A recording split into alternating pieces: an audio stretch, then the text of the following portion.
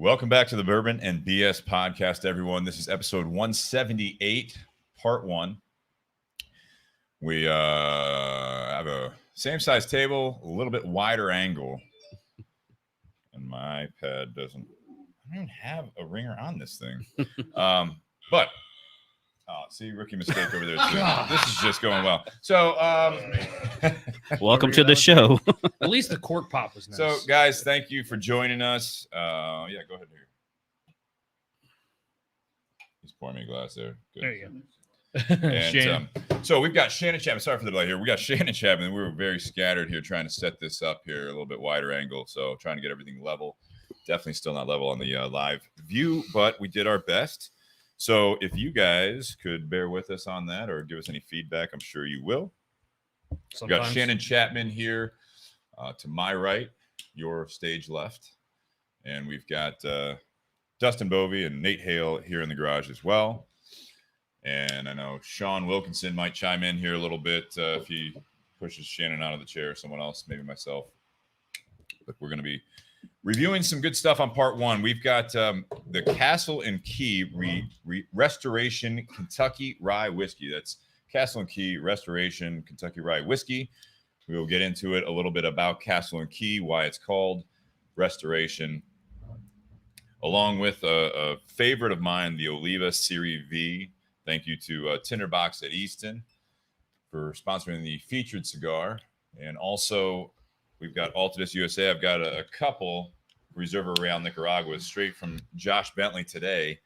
So we have that as a second cigar on the table. And then also Cigar Company. The golds are still on their way, as we've been saying for quite some time now, but hopefully first week of August. But the silvers are fully in stock. We just got more of the 6.5 by 58s in stock. So check those out as well.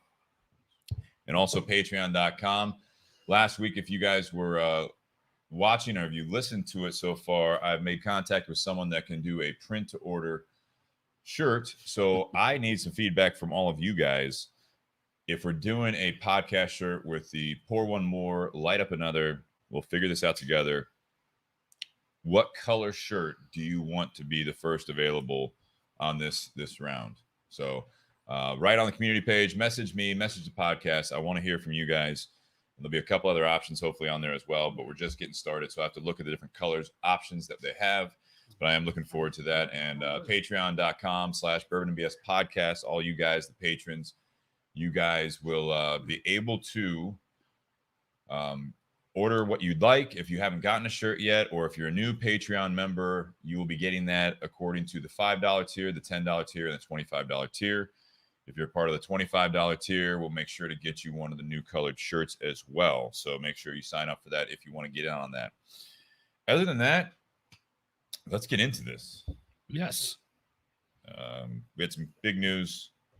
I do want to shout out Dustin Bovey got married this last weekend, so congratulations. Cheers. Thank you, guys. That'll be our first sip right there. Cheers, fellas. Cheers, everyone. So Castle and Key. Ooh, that's nice. It is nice. Ooh. Castle and Key, if you guys listen back several episodes ago, we had Marianne Eves on. She was the master distiller for Castle and Key when they reopened. And she got hired on to be the master distiller. She's no longer with them, but she did have her hands on this project, to my understanding. This is a 3.5-year aged product. And this is actually batch number 1. So when Nate and I were down with Elena from Bourbon and Blondes down in Louisville, this is the bottle that I picked up to share on the podcast. Yeah. And I think they're already on batch 2, because when I was looking up a little bit more information, they're on a batch 2. And tasting notes on both are very different. So definitely check those out. Batch 1, bottle 833. So, yeah. So anyone remembers that little documentary Neat that's on Hulu? Marianne Eves was on there because, it's kind of a big deal in Kentucky having a woman be the master distiller because there's not many of them. So 100%. So, yeah, that's one of the reasons why she was in that, because that is a big deal. And she definitely knows her stuff. We had her on last year when she was promoting her called Eve's Blind, where basically you tell her what you like to drink, and she goes out and gets samples and basically crafts a tasting kit to your profile. Yeah, it's pretty amazing. I've heard great things so far about that. This one, I do want to go over. There's a little bit of history on this Castle and Key. Just some brief stuff here. Summary. What? Yeah. No. Go. Oh, thanks. So Castle and Key is actually a very historic structure down in Kentucky. This is the old Taylor distillery that was actually built in 1887 by Colonel E.H. Taylor. Yep. And this was something that was in operation. It was a beautiful facility. And then when Prohibition started, this was shut down. And then it was reopened in 1935. It kind of changed hands a handful of times and then shut down in 1972. And it sat there. And it sat there and it sat there. And it just started becoming dilapidated. It started like just getting all this. Obviously, it's not being cared for. So there were a couple gentlemen, Will Arvin and Wes Murray. They went down there and they boarded up windows. Again, very, very poor shape. But then they purchased it for just shy of $1 million, and they started rebuilding. It was 2014. They started rebuilding it, and then they shortly thereafter started doing a couple spirits. They have some lighter spirits out, gin. I have to look. I think vodka possibly. Just kind of like what we had with Watershed not too long ago. A lot of the younger distilleries, they'll put out the products don't need as much age. Well, in the meantime, that was when Marianne was starting to age some of this stuff. And the name Restoration, obviously, based on what I just said, this is kind of an ode to restoring that facility. And this was released in 2021. So this is a very new product. But again, 3.5-year age. It's even got like a little brass plate on the bottom of the bottle on the front. Yeah. Or if it's just wax or something, but it looks like a really cool bottle. It looks like a plate. It is really neat. And this is, again, it's a rye whiskey. So the mash bill is 63% rye, 17% yellow corn, and then 20% would be malted barley. Nice. I like how they listed yellow corn. Hey, Just well, a little bit. The yellow corn tends to have a slightly bit more sweetness. I was gonna say the first little tug off of that, the sweetness hit me right off the rip. Yeah. I got a lot of sweetness, and then it's got a nice spicy finish. Oh Not yeah, like too crazy, but it's a good finish. Disappears. Yeah, that's good. Yeah, it's got a lot of really good flavors. I think I get like a brown sugar honey sweetness off of it, out of that corn. I'm intrigued that, obviously with it being a rye, with it being a lower rye content, I would think it'd have a slightly higher corn content than the 17, where the barley is higher than the corn. So what is the lowest possible mash to make it a rye? Just like with bourbon, 51. 51. Okay. 51%. Wow. So like Woodford, their rye is 53. 53% rye. When I brought the malt on a couple of years ago, it's a 51% malt. So like their rye and their malt, it's basically just enough to be classified as that product. All right. I was going to share a little bit. I thought you guys were going to for 3.5 years, for people that know rye, 3.5 years is, I think, a little longer than average, just because it ages differently than bourbon. We usually see a lot of 2-year ryes that come out, or Willet used to have the 3-year, now they have the 4-year rye. There's a few that do a little bit longer, like I know Masterson's is a 10-year rye, which the color on this one kind of almost reminds me of that Masterson's. Like it's a little bit lighter than what I was expecting for a 3.5-year rye. But so do you think the longer the age, does it get a little more sweet or a little more bitter? So it really depends, because when I brought that Masterson's on, it was a 10-year rye and it was extremely light. Like very, very light. Like initially we were like, no, let's do that in the wintertime because we don't want to do another rye when it's hot out. We did it in the winter. We're like, I bet we could drink this in the middle of summer and we'd be good. And sure enough, we were fine. But I've had, some 2 or 3 year ryes that had, a little bit darker color to this, but that could be because those were 95% ryes, whereas this one's only a 63% rye. So it's getting a little bit more color from the corn and the barley Mm. than the rye. But it's kind of weird, that finish. Like after you get that initial spice, like all of a sudden there's a sweetness that comes back. Yeah. After that spice. So it's Absolutely. really complex, and it's like it just comes and goes in stages. Yeah, you can use this rocks glass. Absolutely. I'm still sharing it to groups. If you guys want to do the same, I think Sean appreciate wants it. me to pour him some. So Yes, get your ass in the middle of the camera. Was it the It's on the middle. Masterson's? You're welcome, everyone. You're Where welcome. was Masterson's aged in? Was it in Canada? Or was it aged in or no?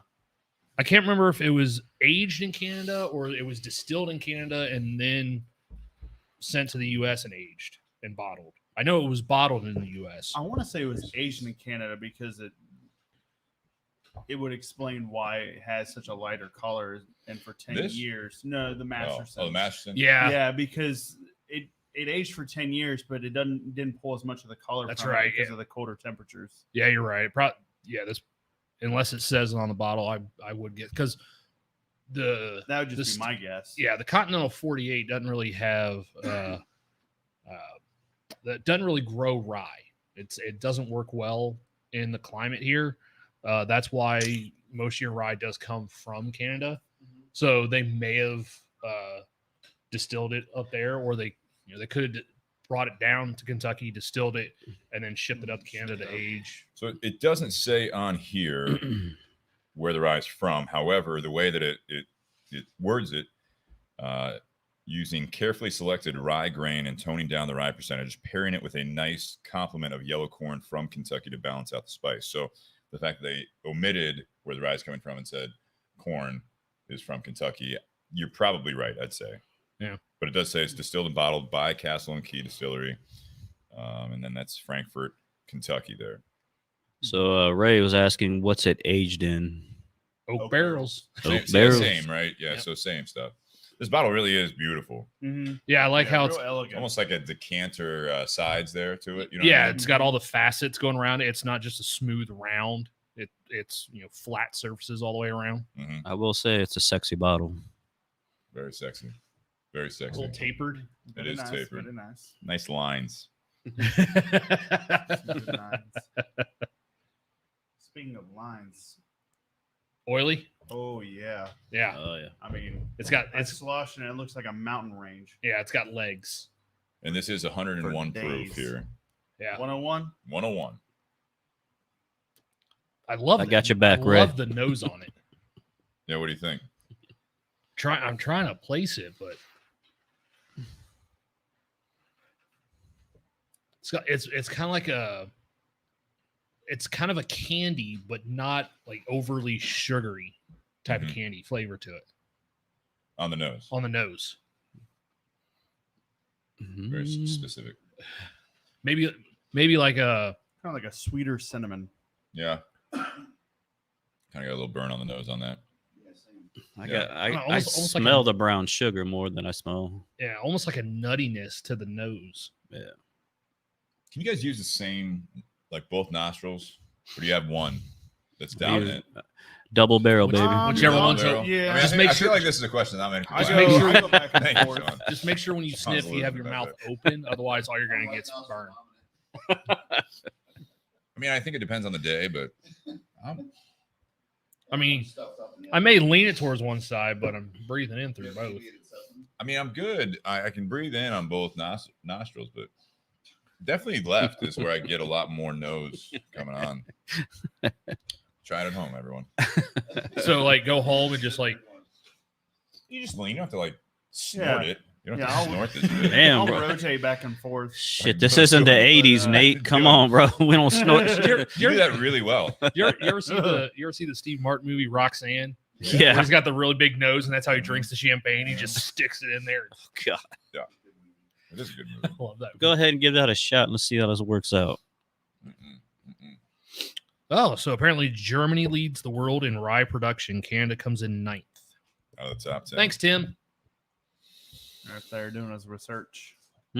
I will say, so this was, I think the MSRP is $39.99 on this. And It's not bad. Available in Ohio. I don't believe so. Yeah. I don't believe so. So yeah, again, we got this down in Kentucky. It was in Louisville. This is something that again, we learned a lot about Castle and Key. Well, not a lot because we were talking about more things that Marianne was doing, but we did discuss what her role was. She came from Brown-Forman. I know maybe on a lot of reviews anymore, you won't hear her name coming up as much since she's moved on to her project. But, again, go back, check out the episode we had her on. I'm sorry, I don't have that number available to you right now, but it is. Do you want me to look it up? Sure.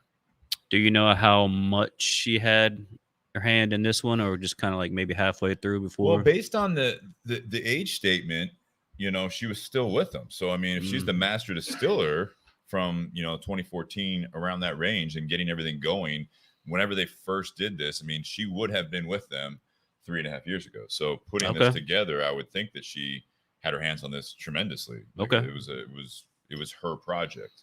Nice. And it's weird when I look it up, all I see, and maybe it was just the website, I was on their website, but I see the two gentlemen, that are the founders of it, and then a partner, but I didn't see a new master distiller. So I don't know if they've changed. I don't know. If anyone out there knows, let us know. But I tried looking into the new master distiller, and all I could really find online was Marianne was the distiller. 147. So it was episode 147. Yep, we had Lee and Josh on for that, and then Marianne was remote. Right. So roughly. She was traveling with she was in her She camper. was in her RV. In her RV. circus. Her circus dude. Right. Literally was. It was a very fascinating conversation. Oh my gosh. Yeah. So this is, I will say, I took a gamble. We talked about in the past that we weren't going to do a rye and the Oliva V because that's what happened last time. I will say the last time we did a rye, it was actually Booker's, though, wasn't it? No, Booker's wasn't a rye. Not a rye. It was the Was it a backyard Booker's? barbecue. It was 129. So it wasn't. It was just. Yeah, it wasn't. It was a rye. 129. We did a proof. rye That's and what- another strong cigar, and I said that I didn't want to do it, but this is definitely, this is easy. I think it was just a rye and a hot day, and it was full of regrets. Yeah. The last time we did the Oliva V was backyard barbecue, That's like what you that mentioned, was. Nate, and it was Combining just- two evils here. Yeah, it was fighting fire with full fire. body cigar, extremely high proof whiskey. Yeah, it was, Sounds great. The whiskey was hot and heavy. Yeah.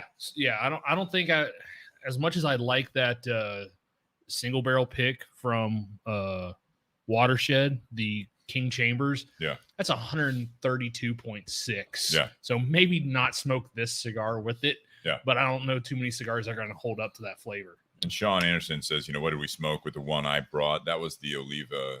It was also an Oliva, but it was the Oliva Connecticut Reserve because I wanted to go with something milder, if I recall.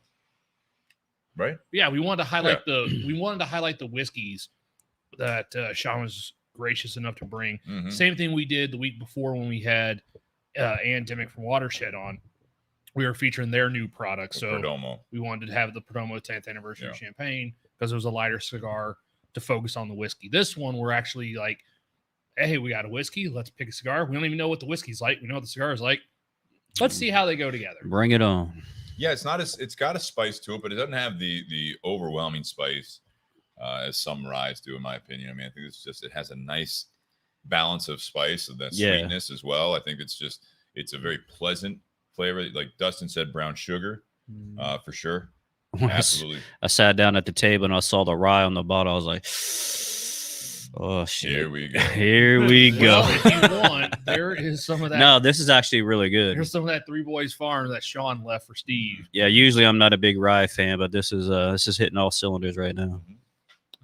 Yeah, this is one I'd love to see Castle and Key and what they've done with it. The pictures look phenomenal. I would definitely check it out if you guys are doing the Bourbon Trail or going down Kentucky to see some distilleries. The history alone in this facility just sounds fascinating. It's absolutely amazing and it's beautiful. Like I want to say they called it the Castle of Kentucky because it's made of all limestone. Yeah. Like the building itself, and it's just absolutely gorgeous. Do we know if they're doing tours? Are they back open with any of that? We don't know. I don't know off the top of my head if Castle and Key is doing tours again yet, but it's definitely on my bucket list just to see it and just see a lot of the original. Freddie, have you been there? Based on your comment, you said it's a beautiful place to visit. I would assume. Freddie, I Freddie. think it's right at the top of the hill from Buffalo Trace too, because Oh, okay. they used to own the property, I believe. Now At you one point. said that they only paid $1 million for the rundown Less distiller. than. It was Less- 950,000 is what I found. Man, I would love to see what Close they put enough. into it. Oh, they'd have to put a. Oh, Well, shit if you watch that neat documentary, like they show some aerial photos of what it looked like before or at the time. Yeah, they I remember purchased it. that. Yeah, Yeah. it was it's a shit show. Well, and that's just yeah, from the but it's still outside. beautiful So, from the outside even too. Right. I mean, imagine it all cleaned up and what they've done to it now. Like I've seen some shots of it as far as like inside and out, and from what I can recall, it's immaculate. Yeah. Nice. Sean says, yeah, it is over near Buffalo Trace and also where Yeah. Three Boys were. yeah, he said Three Boys was about 20 minutes away from Buffalo Trace. Yeah. So, well, I'm very pleased with this. I don't know about you guys. We'll go over the ratings at the end of part 1 here, but I did want to. Did you say you actually found notes on like tasting notes on it, or when you were looking up number 2? Yeah. I Okay. mean, there's been reviews on it already. Okay. On batch 1 and batch 2, and honestly, I don't know, Dustin, did you look up anything? No, I Okay. didn't. I mean, yeah, some of the no. notes were definitely like brown sugar. Some of the stuff we've talked about. Because I kind of get this almond cookie note to it. I love cookie. How many almond cookies do you eat? Like almond or pecan, Or like, are you- almonds are and you sipping on cookies. like a I eat more Keebler almonds. pecan sandy? Those are That's delicious. not an almond. Uh, I'm allergic to nuts, and I know that. no, I know. No, I probably haven't had an almond cookie since college. Yeah, we do a lot of weird things in college. You're right. Mm. I didn't drink. Those almond cookies, though. Tell you what, Freddie Burke says brown sugar cookies. Has anyone out there, Freddie, Sean, Freddie said he's in there. have you had haven't batch had it. 1? Yeah, have you had batch 1? There is, like I said, a lot of information on it. Very, like, it's all fine print on the back. Yeah. They put a ton of information on it. Oh yeah, And tiny. It is it's what? tiny, tiny. very, very, very tiny. Well, between this and where the screen is that I'm trying to use this mouse, my eyes they're getting old. They're getting old. You want to borrow a contact? I was I going to actually offer. have I was going to contacts. offer to read it, but I can read it. okay. But yeah, I'll do the whole thing. And he says he has Freddie has batch number 2 as well. It's the light in here too. So they give a little bit of history on the top part, which we've kind of gone over. But this says we knew we wanted to make a rye whiskey from the start, first and foremost because we like rye, and because our castle itself was never home to a rye whiskey before we showed up. We looked at it as an opportunity to start at square one, to build the rye whiskey that we wanted to see on our own shelves. Nothing backward facing, nothing referential, nothing in homage, just great rye whiskey. That meant using carefully selected rye grain, I said this before, and toning down the rye percentage, pairing it with a nice complement of yellow corn from Kentucky to balance out the spice. We wanted to test a theory that knowing the fields where your rye grain is grown could help a whiskey earn its spot on the bar. We'll let you be the judge, but we're quite pleased with the results. If you guys want to check out their website, it's castleandkey.com. And again, I'm not sure where all you can get this, where this is distributed to, but I'm sure they have it. Again, castleandkey.com. But it is fantastic, I think. I'm not pleasantly surprised because I figured it would probably be pretty decent. But it's nice. I'm pleasantly surprised with the flavor profile of it. Yeah. That's what I think I'm most surprised about, because you think of a rye, you get a lot of that kind of Christmassy spices, your nutmegs and cinnamons and clove and things like that. But with this, that yellow corn really brings forward a ton of sweetness. Yeah. Right off the rip, and I'm pleasantly surprised, and I'm with you, Steve. I thoroughly enjoy it. And I didn't know the mash bill coming into it. I just knew it was a rye, so I was definitely expecting something spicier, more floral notes. But this is actually very well balanced, I think, between sweet and spice, and then I think it goes well with the Oliva V. That's right. I'm intrigued how on the back it states knowing where the rye comes from, but yet they don't. I know, but they don't say it. They don't Yeah. say where the rye come from. They just say where the corn has come Yeah. from. Yeah, they're all about that 17% Kentucky corn. Yeah. Sean says, hey, didn't that guy, the overachiever in the proposal and love profession department, just get married? Yes, we covered that, but I know you weren't on yet. But yes, Dustin did get married. I did. That's all we're going to say about that. Yeah. Statement. It was very, very lovely. He was there. He said, I do. And here we are. It was. I've been told it was a fairy tale wedding. It was. Well, So- you had to after the proposal story. So Well, it rained during the ceremony, and then the sun came out right Yeah. after. yeah, right. yeah. So, as we mentioned, we are smoking the Oliva Serie V along with this Castle and Key rye. It's restoration rye. This is something we have featured, but it's probably been two to 3 years. It was in the first 50 episodes, I'd say, because this is a favorite of mine, a favorite of a lot of friends that I know that smoke. Yeah. This is something that I always describe as deceivingly fuller bodied. Looking at it, the first couple puffs, it doesn't really have that like real rich in a traditional sense, in my opinion, as a full body cigar. Like your heavy Maduros, like you're packed with Ligero Maduros and all that stuff, like the broadleaf and everything like that. It has more of a cedary spice to me, but it's an Ecuadorian Habano. I think a very high priming wrapper leaf. And then you got some of that. It's all Nicaraguan underneath that. And it's going to be, again, some Ligeros in there. That's what's giving that strength from Jalapa. But it's going to be, like I said, it doesn't look, when people judge, even like the seasoned smokers, I feel like they still can judge based on the wrapper leaf what they think the cigar might be body-wise. Yeah. That's why I say this is deceiving, because this is a nice, not Maduro shade, a little darker than Colorado, but it's a very nice medium brown. Yeah. And we've touched on it before in the past. Like you're typically going to get a lot of flavor from the wrapper, but the strength is going to be in the middle, the filler and the binder of the cigar. So if you can't see the filler or binder, you actually don't know how strong that cigar is going to be. That's right. I mean, because if you look at the V, and then you also look at the Melanio, the color of the wrappers are almost identical on those two cigars. Yet the Melanio is more of a medium-bodied cigar. This one's a full-bodied cigar. Yeah. And two totally different flavor profiles as well, but they look similar. Yeah, forgive me if I'm wrong, but I believe there's an Ecuadorian Habano on the Melanio as well. I believe. I know on the Maduro it's going to be a San Andres, but I think the Melanio is that. Not the same wrapper leaf, but I mean, I think that's where they kind of branched off of it. You could definitely call this a sleeper cigar because it's very smooth. It smokes so smooth, but it still has that nice fullness in it. You know what I mean? And just it doesn't ever leave me wanting. It's just like it's always like a really good smoke every time. Sweet woody retrohale too. Is everyone you retrohale? A little bit. I did this one and it fired me up. Yeah, but it's not this overwhelming pepper. I didn't get any pepper, but it was just. It was an accidental retro. That's why I got you. I'm with you. Sneaky. The retrohale is actually kind of soft. I mean, it does not have that kick in the nostrils, like some. It's more of a spice as opposed to like a pepper. Yeah, this cigar doesn't leave a heavy taste in my mouth either after smoking it. It's like still a light palate. I can still drink whatever and not get that. This is a cigar though that I'm with you until I have to take the band off. Oh, okay. Yeah. And I mean, this is a cigar, depending on the Vitola, and we're smoking, the Oliva Serie V Torpedo.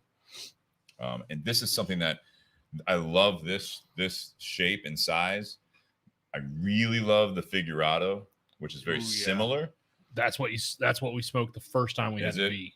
Was the Figurado. And the Churchill is always going to be one of my favorite road trip cigars is the Oliva V Churchill.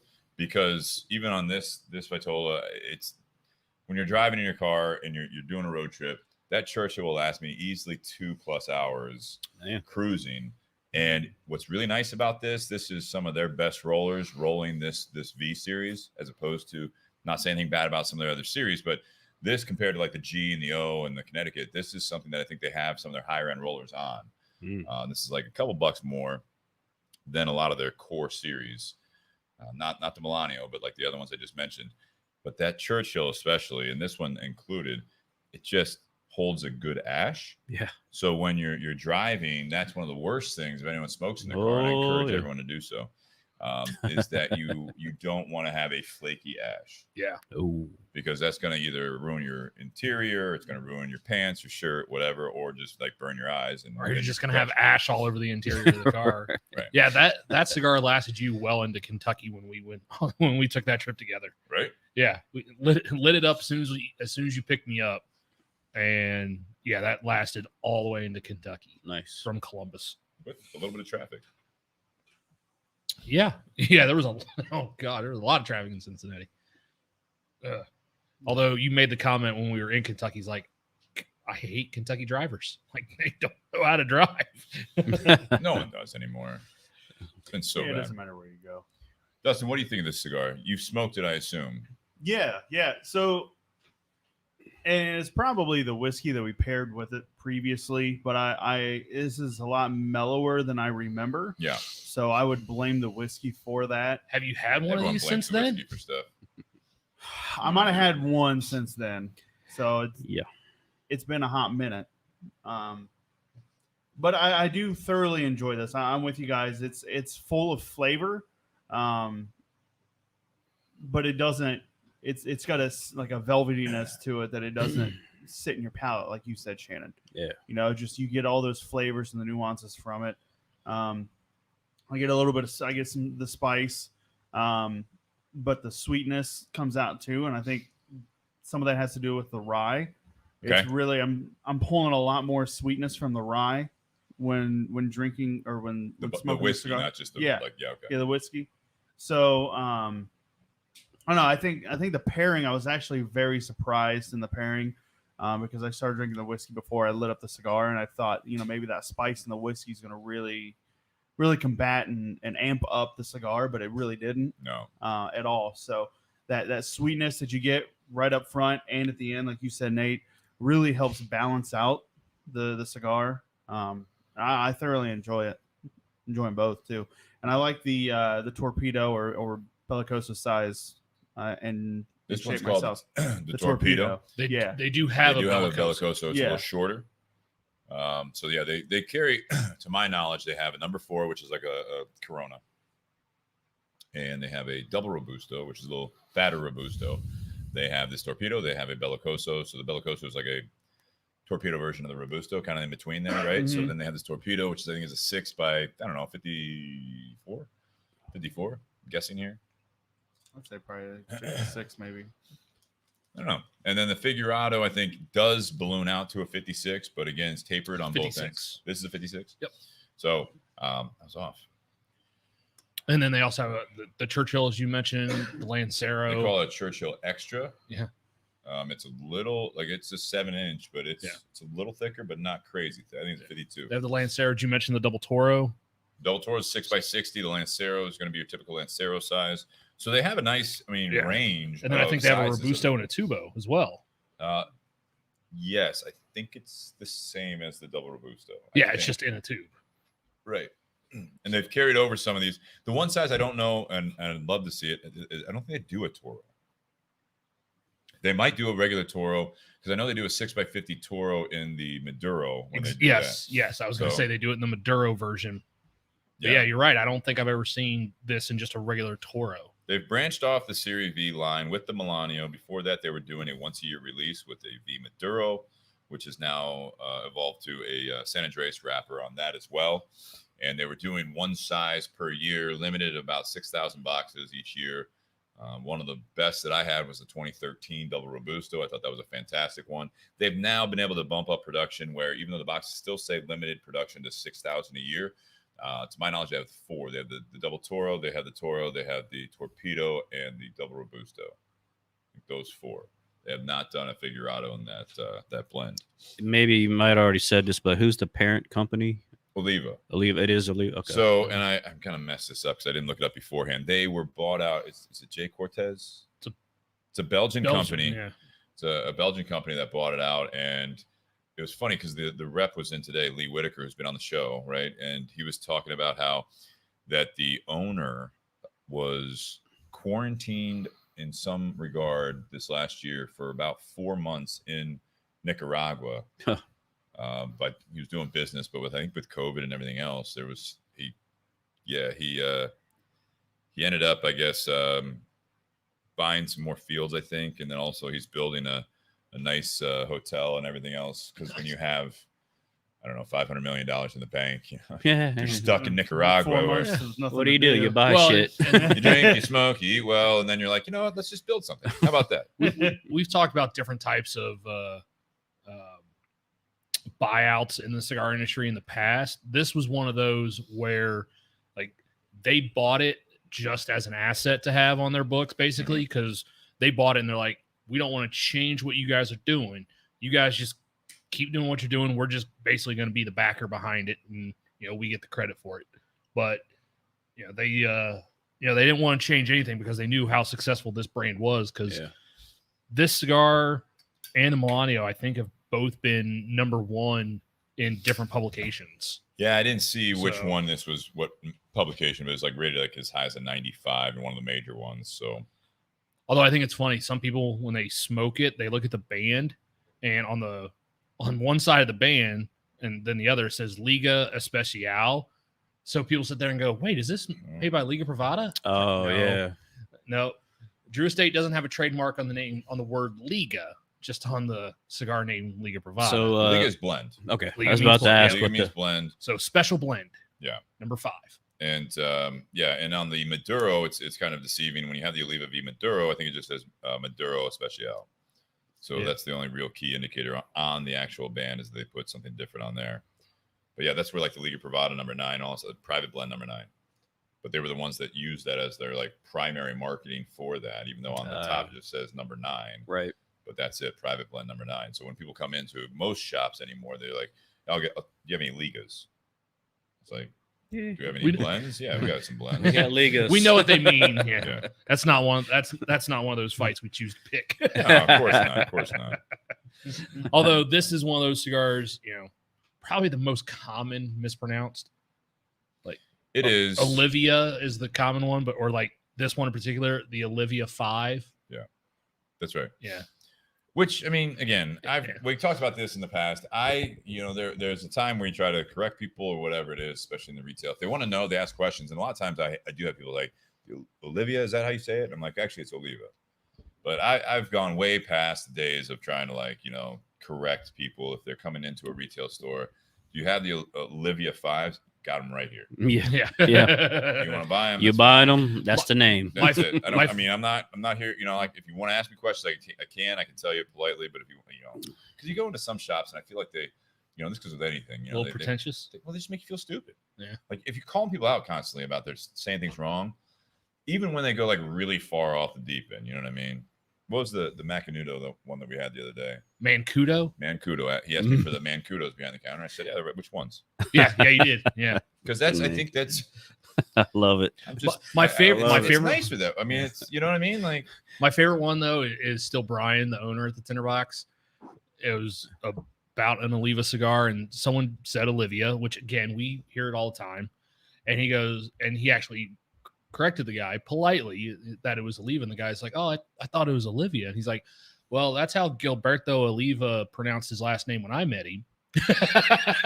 Oh shit. Yeah. Again, it's how you say it. It was just to be funny. He was cracking a joke, the other guy laughed. Just do what I do. I walk in, I just point. Or sometimes like if someone comes in going, hey, you guys have any Olivia? Like, yeah, I got them right here. I got the Oliva V, got the Oliva Milano. It's a subtle way of doing it. No, yeah. I don't need anyone to tell me I'm stupid. I already know. I can never remember the name of the one in the baby wrapper or the toilet tissue. I'm like, give me that toilet tissue. I don't remember. I can never remember the name. Well, it's one that the whole cigar is in that tissue paper. Yeah. But like a lot of the CLEs, like the Prieto, the Chile, the Connecticut, Corojo, Habano, those all have that paper on them as well. Oh, okay. I'm going to start smoking more cigars that have the tissue paper on it, and I'm going to save it and use it for gift wrap. There you go. That's necessary, man. It's a little. It's a lot of sticks, brother. It's a little cheaper than cellophane, but does the same job because the main thing is you're trying to protect the foot of that cigar, right? Because that's the exposed one. That's the side that's going to be most prone to cracking. Yeah. I'm looking this up here. Also, like this torpedo was in 2000 and it was for the 2007 Cigar Aficionados #4, rated a 93. It was rated a 94 in 2007. Before that, because they redo their ratings for the cigar of the year. Trying to see here, 2008. Number 12 for the Double Robusto. So, I mean, this is highly praised since the late 2000s. So we're going well over a decade that this blend has been highly recognized as one of the top cigar blends, at least by some of the well-known. Yeah.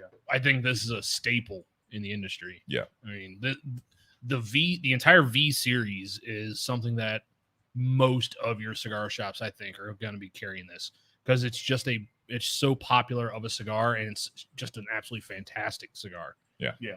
The torpedo that we have retails for torpedo is going to be $11.95, I believe. Yeah. I mean, so nowadays that's right in the wheelhouse of a normal cigar. Yeah. Like the double Robusto, I think that's $8.95.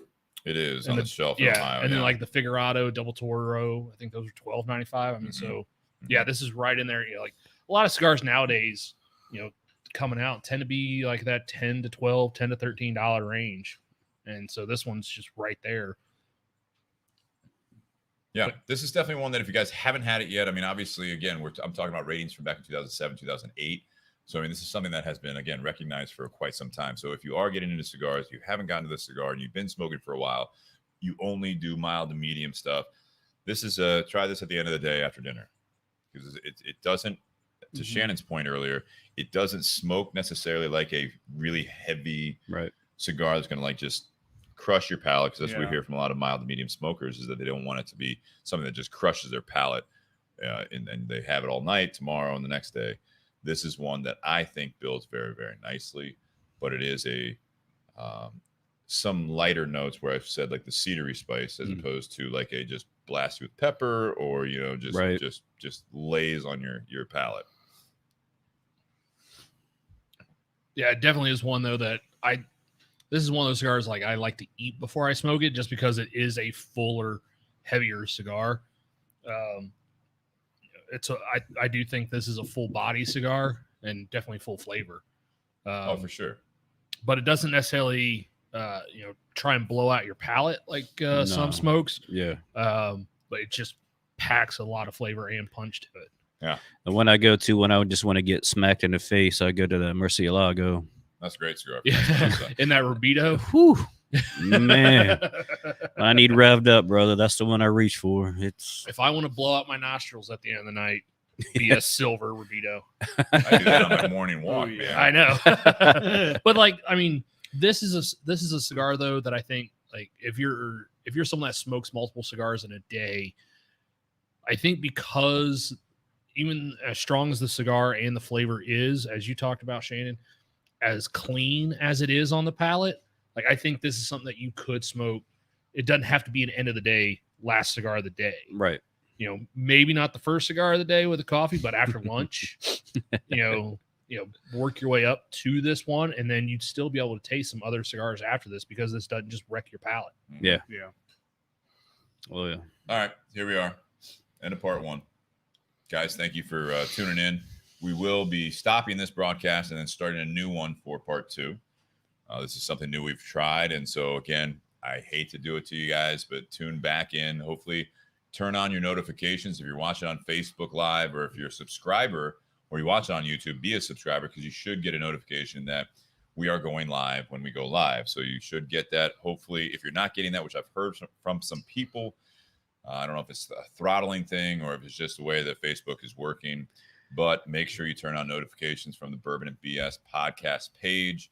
If you're part of the community, I share it onto the community page. I think a couple other people might, but it's Bourbon and BS podcast. So if you're part of the community page, make sure you guys like and follow and turn on notifications from the Bourbon and BS podcast. But I do want to thank, before we get into the ratings, thank you to patreon.com/bourbonbs podcast. That's you guys. As I mentioned before, I am getting closer and closer to getting a online ordering of some of the Bourbon and BS shirts and nice. be able to work on some more.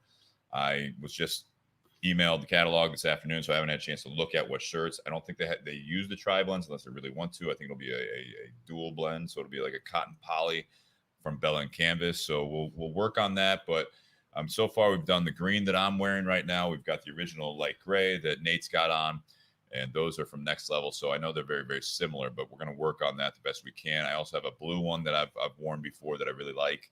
And I also really like the alternate of this one, which is like a charcoal with the lighter gray print. So we'll work on that. I don't know. Work on the setup. We should be able to get it. But that's a work in progress. Hopefully by mid to late August, I'll get that up and running so you guys can have some of that stuff. Maybe throw a hoodie on there as well. So yeah, that's going to be there. Patreon.com/bourbonandbs podcast. You guys can support us as a $5 tier, a $10 tier, and a $25 tier. If you get the $25 tier, you will get a shirt pretty much immediately once that is up and running. All you need to do is communicate through the Patreon page, your address and everything else and size, and we'll work on that. Sean wants one either pink or lilac. Okay. That's the second person asked for pink, so I vote Nicaraguan blue. okay. All right. You guys don't have to vote now. I mean, just like, 'cause it's not happening. I'm voting anyway. Just communicate with me. Blue. Not while we're recording. Maybe do a poll on the Facebook page. Maybe. Anything but now. Now? So start a poll now.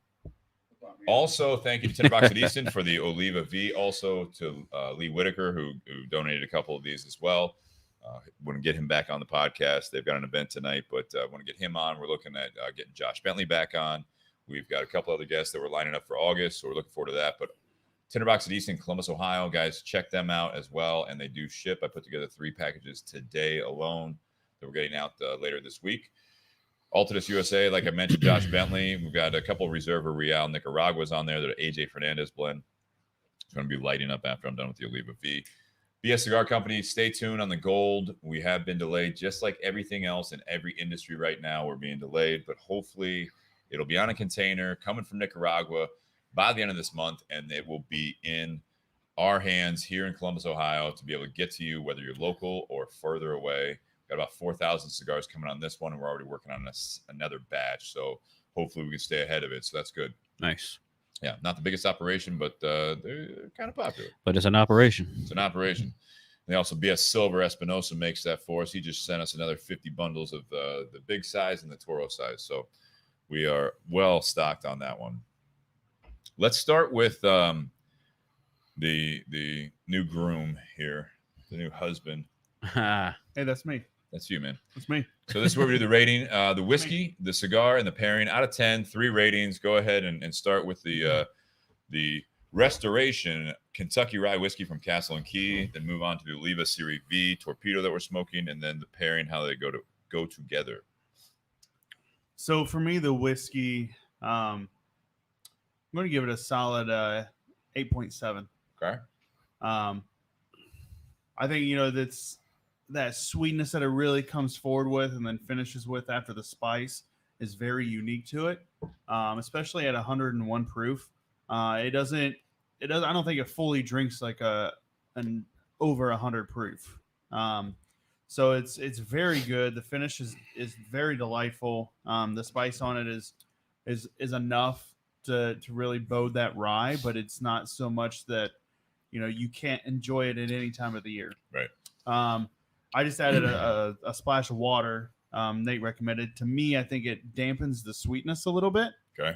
I get a little bit more spice. The finish is just slightly longer, but not much at all.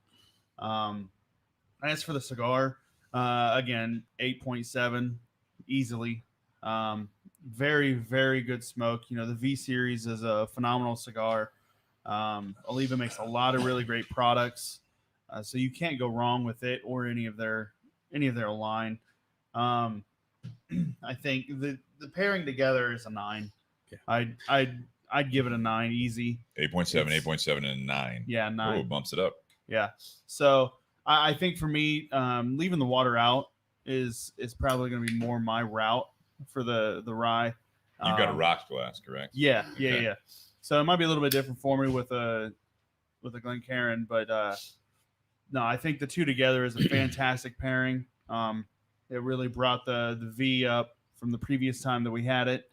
At 95 degrees. Newlywed. It was literally a whole 23 degrees warmer out at the time, and a 130 proof bombshell of a whiskey from Booker's. But yeah, I think that the two together really do complement one another. The spice from the cigar really pulls that sweetness out from the whiskey.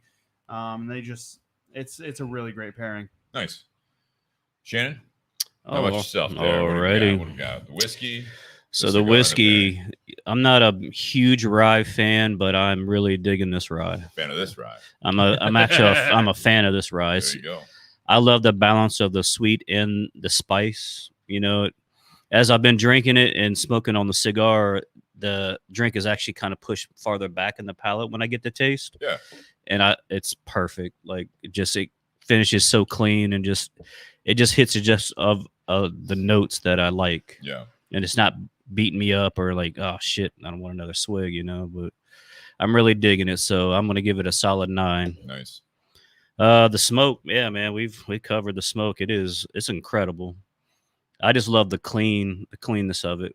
Mm-hmm. So when I smoke it and I'm drinking something, man, everything's balanced. Yeah. I'm not getting overpowered by that, but the drink or the smoke, the pairings going together real well. So I'm gonna go 9.5 On the pairing. okay. Oh, in the cigar, we're gonna go 9. 9.5. Yeah, Okay, I think the pairing's incredible. I could do this. I could do a couple of these back to back. Do this all day, every day, right? 100. Not while you're cutting hair, but I more mean, cigar he can share never with mind. me. You know, I I won't say no. don't know your job. All right. I just won't use the straight razor. There you go. There, safety first. Jeez. Nate, how about you? So on the whiskey, I'm gonna be I'm gonna give it 8.5. Okay. Really enjoyable for me. I'm a little bit different than Dustin. When I added a little bit of water to mine, I actually got a little bit more of the corn notes up front, but I agree that the spice on the finish lasts a little bit longer. But I will say I do like it without adding that water, because I think that has a little bit more complexity to the whiskey from start to finish. You know, add in the water, sweet up front, spice on the finish. Without the water, it was back and forth all over the place, but really enjoyable.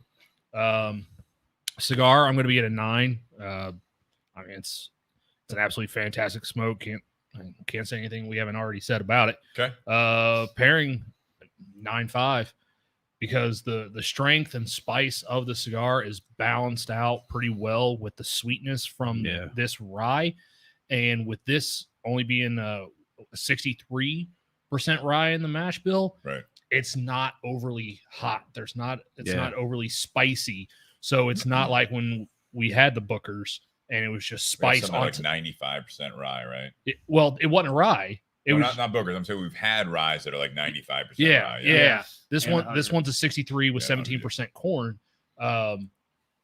But if we were drinking some of the regular, 95% ryes out there, I think it'd be kind of like the backyard barbecue days where it's just spice on top of spice on top of, and it just overwhelms the palate a little bit.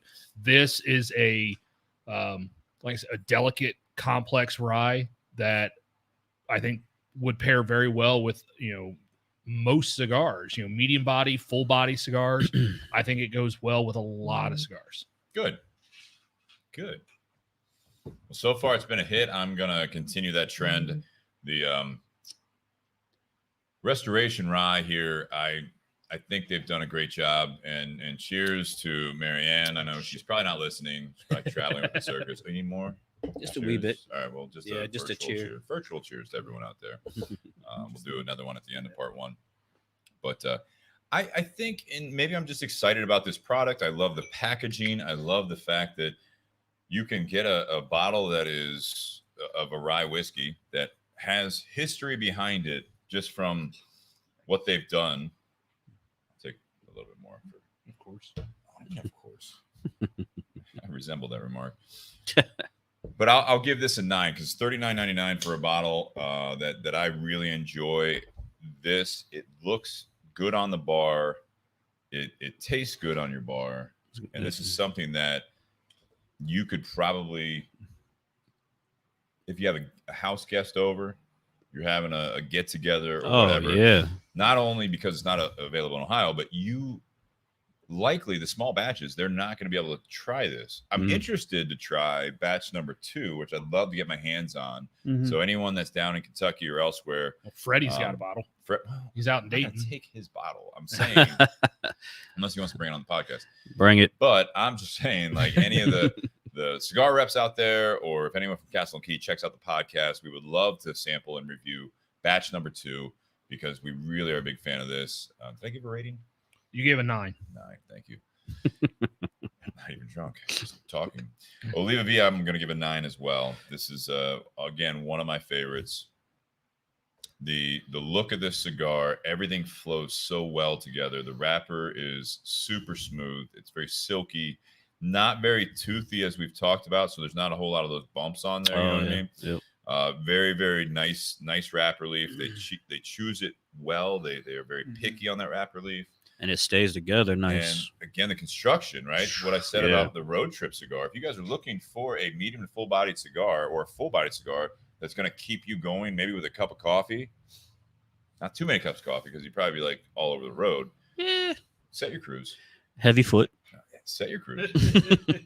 You just went out west, Shannon. Yeah. Yes, I did. A couple of these would have been great road trip cigars. Bro. I'm telling you, this is going to be, hopefully everyone listens to what I'm saying. This has been a road trip cigar for me anywhere like within Ohio, or if I'm going to, like we went down to Kentucky, I went to Chicago. It's like, this will get me out of the state 2 to 3 hours cruising with just minimal relights and with no danger of ash falling off. Yeah, which is fantastic. This might have made it to Iowa. Made it to Iowa. And then question I had on the bottle with you, Steve, is the next time we go down to Kentucky, is this a bottle that you would pick up again if available? Likely I'd be picking up the batch number 2 because this one won't be available. If there was But batch number you'd 1, pick up number 2 because you like batch number 1. I would. If there was a batch 1, I would definitely pick that up. If there's a batch 2, I'm gonna pick it up just to see. Okay. Yeah. So worth getting again. Yeah. I mean, did it. Yeah. Honestly, if I walked in your house and everybody has a bourbon selection, you're looking at see what that bottle would stick out to me.